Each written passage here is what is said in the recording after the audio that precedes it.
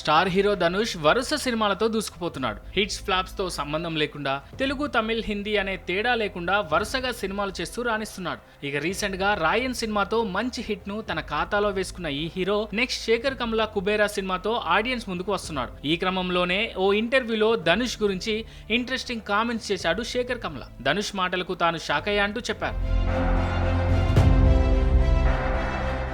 కుబేరా కథ రాసుకున్న తర్వాత ముందుగా ధనుష్కే కథ చెప్పాలని, ఆయన ఈ సినిమా చేస్తే బాగుంటుందని శేఖర్ కమ్లా అనుకున్నారట. కానీ ధనుష్తో పరిచయం లేకపోవడంతో ఆయనతో ఎలా మాట్లాడాలి అని ఆలోచించారట. ధనుష్కి ఫోన్ చేసి ఫోన్లో ముందుగా తనను తాను పరిచయం చేసుకొని ఆ తర్వాత కానీ తన సినిమా గురించి చెప్పాలనుకున్నాడట.